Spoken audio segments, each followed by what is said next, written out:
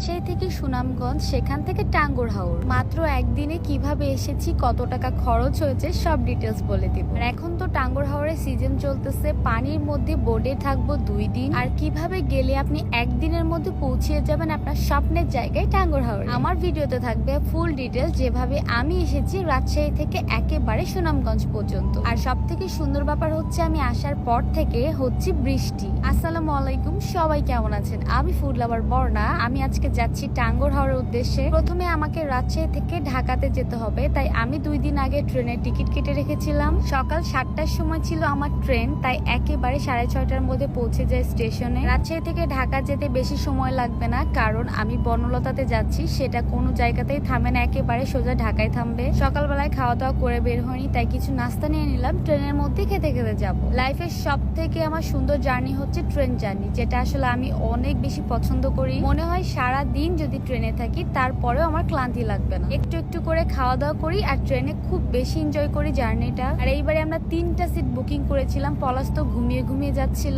তবে একটা ব্যাপার আমি সবসময় খেয়াল করেছি, এসি কেবিনে বা সিটে সবসময় ঠান্ডা অনেক বেশি লাগে। আপনারা যদি এসি কেবিন অথবা চেয়ার নেন, অবশ্যই সাথে একটা কিছু নিয়ে যাবেন কাপড়। এটা শিওর থাকবেন যে ঠান্ডা আপনাকে লাগবে। সারাদিন রেস্ট করার পরে 10:45 আমাদের টিকিট ছিল। আমরা এখন যাচ্ছি মহাখালীতে, সেখান থেকে উঠবো একেবারে সুনামগঞ্জের উদ্দেশ্যে। আর এইবারে ট্যুরে আমি আর পলাশ সাথে নূর ভাইয়া যাচ্ছে। আর অবশ্যই যাওয়ার আগে আপনি বোট বুকিং করেই যাবেন। আমার বিয়ের প্রোগ্রাম শেষ করেই আমি বোট বুকিং করে দিয়েছিলাম। হাউস বোটটা বুকিং করা অনেক জরুরি, কারণ এই সিজনটা এত সুন্দর বৃষ্টি হচ্ছে, হাউস বোটে থাকতে অনেক বেশি ভালো লাগে। এই সিজনটা মিস না করার জন্য আমি আগে থেকে বুকিং করে রেখেছিলাম, তাই চলে যাচ্ছি আমি সুনামগঞ্জের উদ্দেশ্যে। আমাদের সুনামগঞ্জ যেতে সারা রাতই লাগবে। আমরা সকাল 6টা 6:30টার দিকে পৌঁছাবো। আর মহাখালী ঢাকা থেকে এনা গাড়িতে আমরা উঠেছিলাম। এটা সার্ভিস কেমন সেটা আপনাদের বলবো। তবে একটা ব্যাপার আমি বলবো, তাদের এসির প্রবলেমটা খুব তাড়াতাড়ি ঠিক করা দরকার। বাস জানি আমার একেবারেই ভালো লাগে না, তাই আমি মাস্ক পরে ফেলেছি। গাড়ির যে স্মেল থাকে সেটা আসলে আমি নিতেই পারি না, তাও আবার এসি বাস।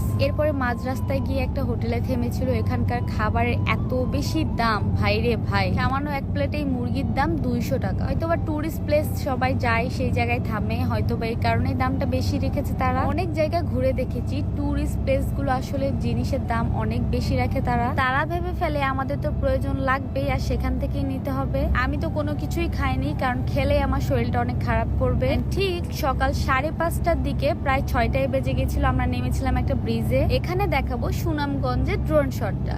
চারিদিকে পানি, দেখতে ভালো লাগলেও মনের মধ্যে অনেক কষ্ট লাগছিল। বন্যার বিভিন্ন পানিতে ডুবে গেছে অনেক বাড়িঘর। অনেকেই পানির জন্য অনেক কষ্টে জীবনযাপন করছে, আর আমরা সেই পানিতে ঘুরতে যাওয়ার জন্য ঘুরতে এসেছি।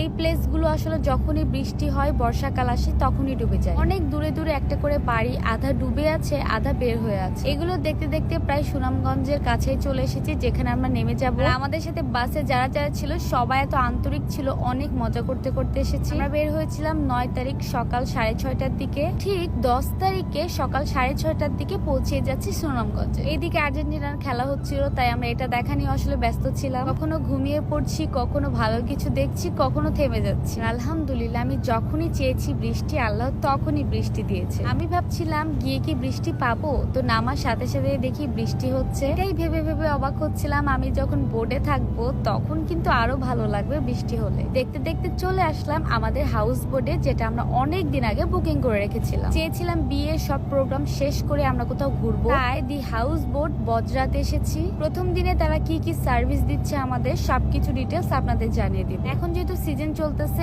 অনেক বেশি চাপ, আপনাদের আসলে অনেক দিন আগে বুকিং করে আসতে হবে। যারা রাজশাহী থেকে আসবেন তার আগে ঢাকাতে এসে তারপর সুনামগঞ্জের উদ্দেশ্যে বের হবেন। আপনি যদি মনে করেন এসে বুকিং করবেন, তাহলে কিন্তু কোনোভাবেই সম্ভব না। আপনারা যদি বজরাই বোর্ডে আসতে চান, তাহলে অবশ্যই তাদের পেজটা ভিজিট করতে হবে। তাদের এনভায়রনমেন্ট অনেক বেশি ভালো লেগেছে আমার, চারিদিকে খুবই সুন্দর পরিবেশ। সব থেকে বড় ব্যাপার তাদের সার্ভিসটা। এখন সার্ভিসটা কেমন হয় সেটা আপনাদের নেক্সটে জানাবো। সকালবেলা এসে রুমে ঢুকেই তারপর আমি উপরে চলে যাই, দেখতে এসেছিলাম কেমন কি আমাদের খাবার দাবার তারা ওপরেই দিবে, সেটা দেখে আসলে অনেক বেশি ভালো লাগছে। এসে টিপ টিপ বৃষ্টি হচ্ছিল, এরপরে শুরু হলো অনেক বৃষ্টি। আজকের দিনে কোথায় কোথায় যাব, কি কি করব, সবকিছু নেক্সট ভিডিওতে দেখাবো। সবাই ভালো থাকবেন, সুস্থ থাকবেন, আর আমাদের জন্য দোয়া করবেন। আল্লাহ হাফেজ।